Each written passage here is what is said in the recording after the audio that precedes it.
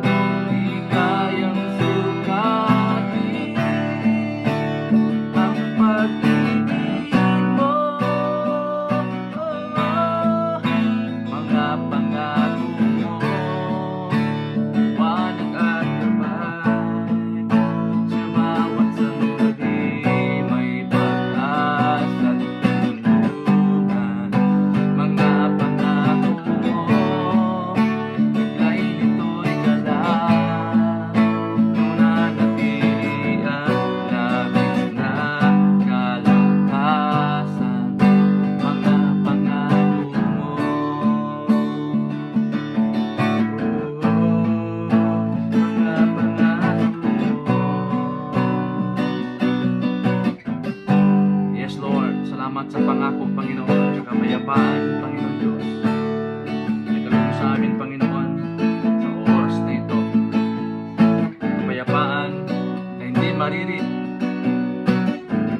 Dahil kapayapaan na yan ay nagmumula sa iyo. Salamat, pinupuri ka namin, Lord, pinasalamatan. Kaya kami sa Santang Espiritu, sa aming pong pag-uusapan, magbubulay-bulayan sa oras po na ito sa pangalan ni Jesus. Amen. Good morning na sa bawat isa. Isang pinagpalang umaga na, mga kapatid. Purihin po ang Diyos sa tunay na pagsamba. So without further ado, tayo na po ay mag-umpisa. Ating pong ipagpapatuloy ang ating pong series na tinatalakay patungkol po the power of peace in wisdom. Ngayon po ang topic natin is about peace beyond understanding. Kapayapaan na hindi natin maarok o maunawaan. Sabi po ng Philippians chapter 4 verse 6 to 7, then you will experience God's peace, which exceeds anything we can understand. His peace will guard your heart and mind as you live in Christ Jesus. Sa 6, don't worry about anything. Instead, pray about everything. Tell God what you need and thank Him for all He has done.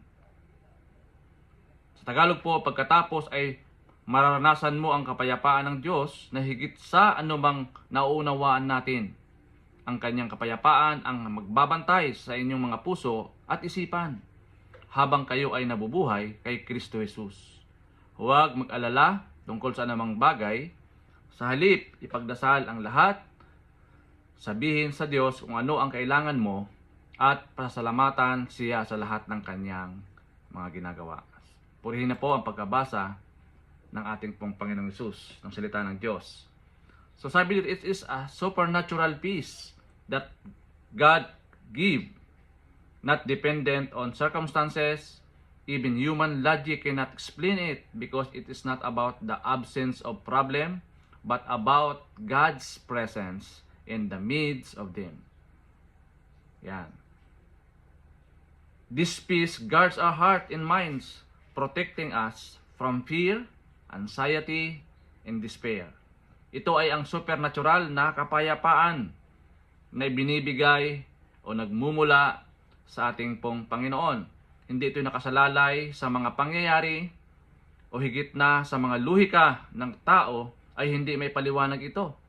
Dahil ito tungkol sa kawalan ng mga problema, kundi tungkol sa presensya ng Diyos sa gitna nila. Ang kapayapaan, ito ay nagbabantay sa ating puso at isipan. Pinoprotektahan tayo mula sa takot, pagkabalisa, at kawalan ng pag-asa. Truly na knowledge is power, but wisdom is peace. Ang kaalaman ng kapangyarihan, ngunit ang karunungan ay kapayapaan. The power of peace refers to the inherent strength, influence, and positive outcomes derived from a state of tranquility and harmony, which can be found in personal, spiritual, and social context. This power allows to face challenges with resilience, foster understanding, and create more humane society by prioritizing nonviolent solution over force. It can be experienced as a calm and confident spirit, a hopeful heart, and a quiet conscience, and its pursuit often involves self-awareness, mindfulness, and a commitment to confront problems courageously rather than escaping them. Paul encouraged believers that not to live in anxiety but to bring every concern to God through prayer. When we surrender our burdens to Him with a thankful heart, God promises to give us His peace, a peace that surpasses human understanding. Ito po yung pangako ng Panginoon. This peace does not depend on favorable circumstances but on the unchanging presence of Christ. It acts like a guard, protecting our hearts from fear, our minds, and doubts. Ang kabanalan loob, ang kababaang loob ay sentro sa pamumuhay ng Kristiyano. Kaya in-encourage po ni Paul na isurrender, ipagkatiwala sa ating pong Panginoon lahat ng bagay. God's peace is supernatural gift. Access through prayer, trust, and surrender to Christ. It goes beyond human logic, serve as a guard for our hearts and mind in every circumstance. Ang kapayapaan ng Diyos ay isang supernatural na regalo na makukuha sa pamamagitan ng panalangin, pagtitiwala at pagsuko kay Kristo. Higit pa ito sa luhika ng tao at nagsisilbing bantay para sa ating mga puso at isipan sa bawat pangyayari. Napaka-importante mga kapatid, yung kapayapaan na nagmumula sa ating pong Panginoon, na siya po magbabantay sa atin kapag ating pinagkatiwala sa Panginoon, sinurrender natin sa Panginoon ang ating mga buhay. So ano po ang mga topic natin o teaching, puntos sa araw po nito? Number 1, peace is a gift from God. Ang kapayapaan ay kaloob mula sa Diyos. Sabi po sa John chapter 14 verse 27, I am leaving you with a gift, peace of mind and heart. And the peace I give is a gift the world cannot give. So, don't be troubled or afraid. Ito po yung kapayapaan na regalo ng Diyos, hindi nagmumula sa mundo. It is not earned but given when we surrender to Him. Kailangan kasi meron tayong pagpapasya na isurrender sa ating pong Panginoon ang ating pong buhay. Ipagkatiwala sa ating pong Panginoon ang ating buhay, mga kapatid. The world peace depends on circumstances, but God's peace depends on His presence. Ito po ay nakasalalay sa presensya ng Diyos. Hindi nakasalalay sa anumang sirkumstansya na naranasan natin dito sa mundong ito. And number 2, peace guards our hearts and mind. Ang kapayapaan ang nagbabantay sa ating puso at isipan. Mahalaga na yung kapayapaan na nagmumula sa Panginoon ang siyang magbabantay sa ating puso at isipan. Kaya sabi po ni Isaiah chapter 26 verse 3, you will keep in perfect peace all who trust in you, all whose thoughts are fixed on you. God's peace acts like a soldier, protecting us from fear and doubt. Kaya when our doubts are fixed on God, peace shields us from anxiety. Doon po lumilitaw yan, no? Kapag wala kang kapayapaan sa buhay mo, punong-puno ka ng pagdududa. Kaya kailangan mong isurrender sa Panginoon yung iyong anxieties, depression. Diba? Ibigay mo sa Panginoon. At siya po ang magbibigay sa atin ng tunay na kapayapaan. Sabi nga niya po, diba? The peace that surpasses all understanding that will guard our heart and mind in Christ Jesus. So number 3, peace is found in Christ alone. Yan. Malinaw po, sabi ni Paul sa Colossians chapter 3 verse 15, and let the peace that comes from Christ rule in your hearts. For as members of one body, you are called to live in peace and always be thankful. Peace is found in Christ alone. Wala pong ibang panggagalingan kundi sa pamamagitan ni Kristo. True peace is not found in money, successes, or even relationships. It's only found in Jesus alone. Kaya hindi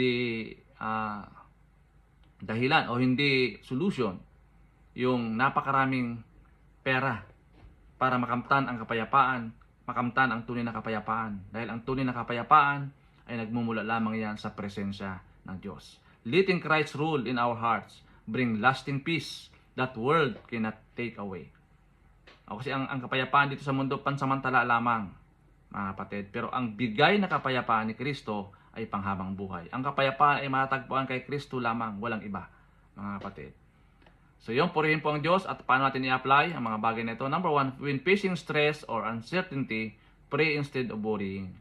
Kapag naharap tayo sa stress o kawalan ng katiyakan, manalangin sa halip na mag-alala. Diba? Ipagkatiwala sa Panginoon ang mga alalahanin.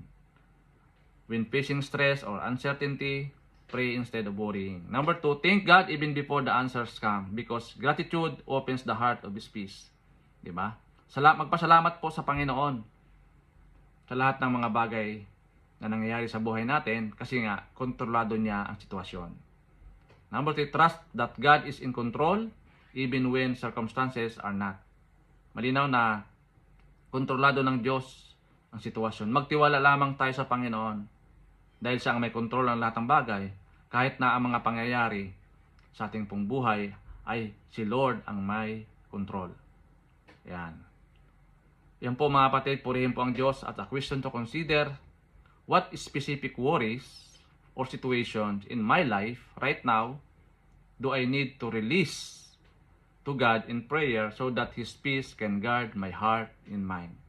Anong mga particular na alalahanin o sitwasyon sa buhay kung ngayon ang kailangan kong ibigay sa Diyos sa panalangin upang mabantayan ang kapayapaan ng aking puso at isipan. Yan. So malinaw po mga kapatid sa umagang ito na ang tunay na kapayapaan ay nanggagaling hindi sa mundong ito, kundi nanggagaling ito sa ating pong Panginoong Hesus. Peace beyond understanding. Hallelujah. Salamat po Panginoon sa umagang ito. Thank you Lord na minsan pa tuloy mo kaming pinalalahanan Panginoon na ang tunay na kapayapaan ay nanggagaling sa iyo, hindi nanggagaling sa mundong ito. Even Lord, sa amin po mga naranasan sa oras po na ito Panginoon, Ikaw po ang nagbibigay sa amin ng tunay na kapayapaan sa kabila ng mga kaguluhan, kagulumihanan sa aming mga buhay. ikaw po ang nagbibigay ng kapayapaan. Salamat po, Panginoon. Sa maghapon na ito, pinagkakatiwala ko po sa magpalang kamay. Pagharian po kami ng Santong Espiritu. Lahat aming gagawin sa maghapon, ikaw po maghari. Lord, thank you for offering us your peace beyond understanding. Teach me to bring my worries to you in prayer and to trust your perfect plan. Guard my heart from fear, and my mind from doubt, and let your peace rule in me today. In Jesus' name. Amen. Thank you, Lord. Pinupuri ka namin, pinasalamatan sa araw na ito. Tunay nga sa iyong presensya, meron kaming kapayapaan, kapanatagan, at katiyakan. Salamat, Lord, sa iyong lahat ng papuri, pagluwalhati sa pangalan ni Jesus. Amen. Amen. God bless po. To God be all the glory.